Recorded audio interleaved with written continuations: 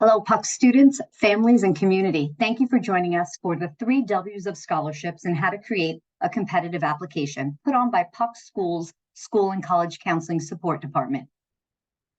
Our agenda for today is we're going to learn the 3 W's of scholarships: who should apply, when to apply, where can you find the scholarships, as well as scholarship items to note that are really key items you want to take note of, and how to make yourself a competitive applicant. So when it comes to who should apply to scholarships, yes, I'm pointing at you. Yes, there are scholarships for students of all ages, K-12 out there, any background, any skill, and any post-secondary pathway that you're looking at. So please, please know that if you are in earshot of hearing me speak, there's a scholarship out there for you.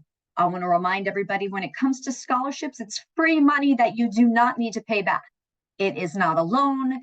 It is not any type of money that you'd have to note how much it is and give back to whoever's providing. It's completely gifted. It's free money. And there are thousands of scholarships offered by colleges, universities, employers, companies. There's lots of opportunities out there, but you must put the time in and look for them. So if you are here today and you are interested in getting some free money to advance your degree, to get a trade, please know there are scholarships for you and you should apply. The second W that we're going to speak of is when should you apply? I'm going to say right about yesterday. Actually, start applying now. There's scholarships available. Again, like I mentioned, K-12, as well as college students, graduate students, or even people who aren't in school that want to return to school or start a post-secondary education. Each scholarship has its own application deadline. So deciding on when to apply should align to when a scholarship opens. They have an opening date, and when the submission deadline date is.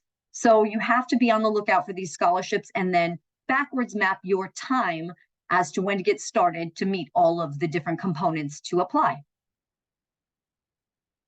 The third W that we're speaking of today, well, actually, before we get to the third W, I saw this meme, that feeling when you realize you could have won free money, but you didn't apply. I can't stress enough to students, do not wait till spring of senior year when you get the financial aid package to realize, oh, let me try to apply to a scholarship so that I can afford a college. You want to get started now. As I mentioned, anytime between kindergarten and 12th grade, there are scholarship applications or scholarship opportunities you can apply to. Just note, they tend to be more scholarships in those high school, college years than there are at the elementary or middle school level. So if you're interested, start researching and we'll get into exactly where and when then that you can do so. The third W is where. Where can you find scholarships? I can't stress it enough. If you are a Puck student, we have Naviance. You can access it through the Google waffle. So when you log into your Puck Google account, in that waffle, you'll find the Naviance app for you to log in. Here you can get college-specific scholarships, national scholarship search that is connected to Sallie Mae's scholarship site, as well as the scholarship site with a scholarship-based a database that is shared with Puck schools put on by Puck. But please note, here are the specific, click colleges, then from scholarships and monies, click specific college scholarships. I don't expect you to remember this, but please note at the end of this presentation, you can go back and check this slide, log into Naviance, and access any of these 3 scholarship research tools in our Naviance platform. And again, Puck schools students, all 9th through 12th graders get Naviance. You have them at your school and selected Puck Middle School. So if you aren't familiar with Naviance, ask your school counselor or ask a teacher and they'll be able to direct you to it. And then if you're not a Puck student and your school, wherever you attend school, doesn't have Naviance, they may have Naviance. LAUSD students have Naviance in other schools, but if you don't have Naviance at your school, here's a couple other scholarship websites: scholarships.com, fastweb.com, and goingmerry.com.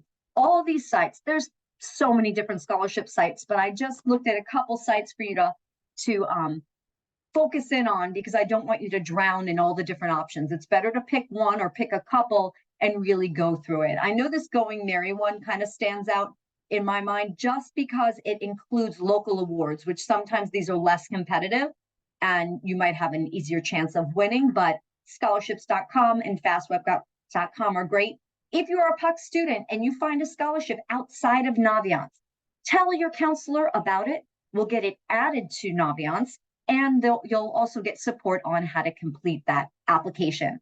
Other places to research scholarships, your employer. If you work at McDonald's, if you work at In-N-Out Burger, if you work at Starbucks, a lot of these organizations provide scholarships to an employee, which might be you, a PUC student, or if your parent is an employed at one of these organizations. Sometimes these organizations give scholarships to employees, students, or kids. So please know, ask your parents if their place of work offers scholarship opportunities for students. Also, you can check out your place of worship. Some synagogues, some churches may offer scholarship opportunities. You can go to your local library and check out their reference section. Ask a librarian to help you. They are there to help you find opportunities, and even through your student success cards through LAPL, Los Angeles Public Library, you can even get support with getting your application proofread before you submit. Other places you can get scholarships, organizations related to your field of interest. I know we had some students that were interested in going into construction and being able to find scholarships that are for women wanting to pursue construction, or again, ethnic-based organizations, or even local business. They're out there. You got to put the time in. Just take a little piece of that social media, YouTube time that you have, carve out a little piece to invest in yourself, and you may have huge returns with scholarship money. Beyond the 3 W's, scholarship items that are really important to note. First off, when it comes to scholarship facts, yes, applying to scholarships it's competitive. It's often time consuming and it's hard work. Not all scholarships are hard work, but just think, usually the easier it is to just click a couple buttons, upload a photo, and get a scholarship, you tend to have more applicants, so it becomes more competitive. The more work you put into it, not every student is willing to do that work. So if you're putting a ton of work into it, you may have less applicants to it. It also just depends on the actual scholarship, how competitive it is. It requires pre-planning, many times collaboration with teachers. You've got to work with teachers or your school and college counselor to get letters of recommendation, or even having them review your application. I can't say it enough. Get someone to review your application. You're going to hear that over and over again, but having an extra set of eyes from an adult who'd be able to just proofread for edits or give you feedback on, are you answering the question? Are you shining light on certain attributes about yourself or certain accomplishments you have? Really important to get a second set of eyes to look at your application and give you feedback. It also requires pre-planning. If you have a scholarship that is due January 4th, we don't come back from our winter break, at least at PUC schools this year, until January 8th. That means if you needed something from a teacher or a counselor, you'd have to get that done prior to winter break. You need to look at the deadline, and you need to backwards map what do you need and what do you have to ask maybe someone else to help you with, and make sure you get them all taken care of way before the deadline. Other items to note when it comes to scholarships, there's different types. You can get a scholarship. They're not just for 4.0 straight A students. There are scholarships for students at all different academic levels and all different achievements. The types of scholarships, just so you're familiar with the name, we have merit-based. Merit-based is typically on your grades and college admissions test scores. That's typically when you hear a merit-based scholarship, think of grades. You can get a scholarship based on your specific major. They may be wanting to offer money to students pursuing career interests in computer science and teaching, in art, in a lot of different fields. But please note, you can look up scholarships based on your interest. If you're a legacy for a school, let's say you went to, your parents went to University of Georgia, and you wanted to go to Georgia, they might have a scholarship for someone who is a legacy of that school, meaning your parent went there, or even a sibling. Athletics, athletic talents, or talents of music, art, something of that major. If you're a minority, if you or a parent are pursuing a career in the military, or are in the military, or are a veteran, if you're first generation college going, even, I love these unique circumstances. There's the Stuck at the Prom scholarship contest, where you have to make a prom outfit out of duct tape, and you can win a scholarship from that. There's the Tall's Pub International Students, where they have minimum height requirements. Zombie Apocalypse Scholarship, where you're literally writing an essay on how you would survive a zombie apocalypse if your school was infested with zombies one day. Lots of fun unique circumstances and scholarship opportunities for you to check out. There's also sweepstakes where you put your name pretty much in a virtual hat and you can get drawn just like a lottery. And then also scholarships based on gender. Sometimes if they're trying to get more of one gender in a specific field, they'll reach out and say, maybe women in STEM or something of that nature. So a lot of different scholarship types that you can look into. Another item to note when it comes to scholarships, some attributes are the eligibility requirements. You can only apply to scholarships that you meet the eligibility requirements for. So note what they're looking for, and if you meet those needs, then you can apply. Then there's application requirements. So if you find out, yes, I am a 10th grader who is interested in, veterinary science, and I want to go to school in California, then I realized, okay, maybe I met the eligibility requirements of being a 10th grader and I'm a student in California. The other is, what do I have to actually do to apply? So these are the parts of the application that must be completed and submitted by the scholarship deadline. Is there an essay? Is there an application? Do you have to do a high school resume? Do you have to get a letter of recommendation? Some scholarships require that you upload a piece of artwork, something of that nature, but noting what those application requirements are and submitting them by the deadline of that specific application. Award amounts, when you're noting a scholarship, how much money does that scholarship give? What is going to be the gift? Some students I've heard say, I'm not going to apply that scholarship, it's only $500 and that's not enough to pay for college.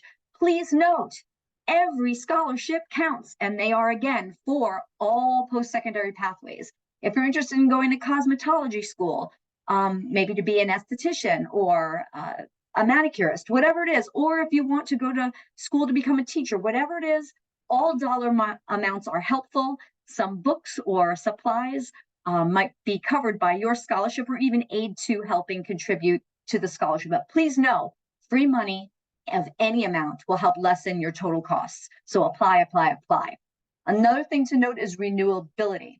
Sometimes a scholarship is, you apply, if you are lucky enough to be awarded the scholarship, you get a one lump sum. Sometimes they'll say you get $5,000, for example, over the course of 3 years, 4 years, 6 years, whatever it might be, but it may be renewed over an entire college, tech school, trade school experience, as long as you keep your grades up or in compliance with whatever the scholarship requirements are, or for renewability. So who should apply for scholarships? Everyone, you out there. When to apply to scholarships. It really depends on the application and finding which ones you're eligible for and what their opening and deadlines are. Where to find some scholarships. I highly recommend checking out the tools in Naviance, and we have the click-by-clicks in the former slides, as well as some additional places for you to find scholarships. Now we want to go over how to make yourself a competitive applicant. So when you're going to apply to a scholarship, these are some tips. They're simple, they're easy, but they do take work. Start early. You want to look at scholarships. If you're thinking, I want to apply to scholarships and I want to get as much money as possible, then you want to plan ahead so you can thoughtfully put together your applications, and so that you can apply to multiple opportunities, not just one. This is a good one that you just know, part of being in school. Do your best academically. Again, not all scholarships are merit-based, require academics, but absolutely doing your best that you can do with everything else that's going on in your world will just help paint a picture to the scholarship review committee. Write a compelling essay. Not all scholarships require an essay, but those that do, you want to make sure you answer the question. Someone's like, okay, I'm writing about a scholarship. I have an essay. What should I write? And I say, what are they asking? That's my first question. What is the scholarship question or questions? And this allows you to let them see you beyond your grades, as well as demonstrate your writing skills. So I always say when students go, oh, it has an essay, I say, no, this is terrific. They get to see you beyond the numbers, beyond just your letter grades or test scores. They get to see you and hear what you have to say. But just with a little bit of time and a little support, I'm sure you can write a compelling essay. The next is personal statements, which some people say essay and personal statements are kind of on the same piece. An essay could be about anything that they choose, that the application allows you to write to. A personal statement tells your story, can show your personality, what you're passionate about, who you are inside the classroom, outside the classroom, or your goals that you'd like to pursue in the future. Another item number 5, is seek feedback. I've already mentioned this. I can't say it enough times. You have teachers, counselors, a parent or guardian. You even can reach out to the librarians. Your student success card gets you access to free review of any kinds of essays. Ask someone to read your application before you submit.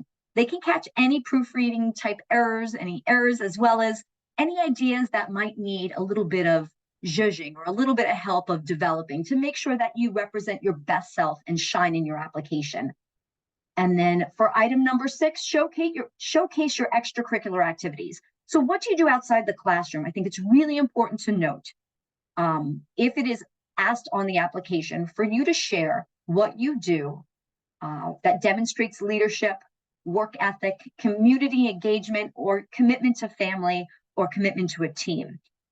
What you do in school, if you're in any sports, if you're in any clubs, if you're in the theater and music, if you're unable to be in any of those activities because you have commitments, maybe you have a job or you have to help care for family members, younger siblings, or a grandparent, all of those items demonstrate leadership, demonstrate engagement, possibly any volunteer experience can talk to community engagement, just something that speaks to what you have done outside of the classroom that shows who you are or what's important to you. That's important to note through your extracurricular activities. The last lucky 7 on our tips for application competitiveness is letters of recommendation, LOR. Request a letter of recommendation. They sometimes tell you exactly who they want it from a teacher, from a counselor. They may open it up to an employer or coaches, but please note, you can't get a letter of rec from a family member. They want it to be someone who isn't related to you, but it's going to speak to your character, your work ethic, if you come through, if you've had any improvements. Sometimes people say, who should I write? Who should I ask to write my letters of rec? And I say, anyone that could talk to you being a hard worker, you to being committed. So if you were in a class and you really had to work your tail off to get that C, that might be the perfect teacher to get a letter of rec from, because you really had to work hard and show that you weren't going to quit and that you wouldn't give up. It doesn't always have to be some place where you are just exceeding, through the roof and it was easy for you. So a lot of different people to get letters of recommendation. And again, you can speak to a school and college counselor, or administrator, a teacher, or even a parent to talk to them about who they think might be writing a good letter of rec for your application. So what's next? We covered a lot of information today.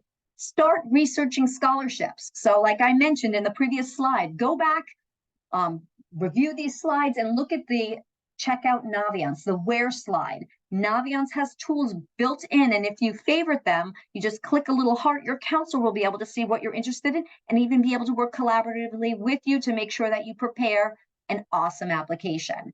And don't wait till spring of 12th grade to get started. If you're a senior, start looking now. We've got a winter break ahead of us. That's a perfect time for you to squeeze in a little bit of scholarship work. When you do decide on what scholarships to apply to, as I mentioned repeatedly, get feedback. Before you submit an application, make sure you get feedback to help enhance your application or catch any errors. And then again, apply. You got to be in it to win it. If you apply to one scholarship, you got one chance to win. If you apply to 15 scholarships, you up your chances. Just make sure whatever you're submitting, you're putting your best work forward. So again, start researching scholarships, go back in this presentation, check out the Naviance click-by-clicks to find those scholarship tools, as well as the additional websites and resources of where to find scholarships, get feedback, and apply. I want to thank everyone who chose to join us today. We hope this was helpful to you, and I wish you the best of luck in your scholarship searches as well as applying to scholarships. Hope you have a great day. And we hope you join us for next week's Wednesday School and College Counseling 2023 Fall YouTube series. Take care.